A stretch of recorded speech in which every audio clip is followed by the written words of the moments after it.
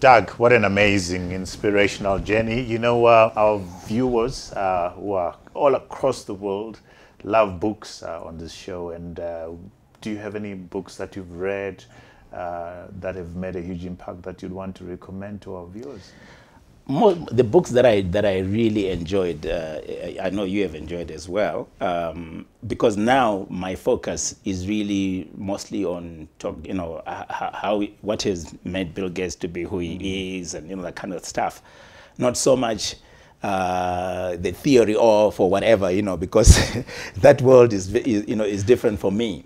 So I really enjoyed Martin Meredith. I know Martin Meredith was not very popular in this country, but he's The State of Africa just really, it's a thick book, but I totally enjoyed it. Shoe Dog. I think Shoe Dog for me is it's almost as if Phil Knight, the founder of Nike,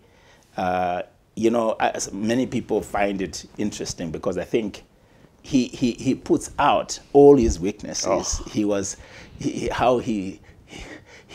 even his first girlfriend. How he went to Japan and spent time there. It's a beautiful book. It's an amazing book. It's an amazing book. But I think it's the fragility of him.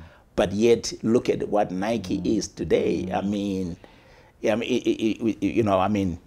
everybody abandoned Tiger when he went through his challenges. But Nike didn't. Yeah, Phil said no. Yeah. We're gonna stick around with you.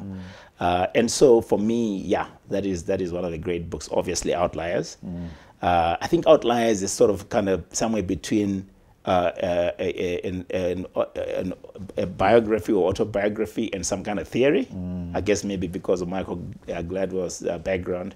I think also it speaks to greatness, isn't it? I mean, perfection. Yeah. You can eventually get it, but you have to try, so many times. You have to work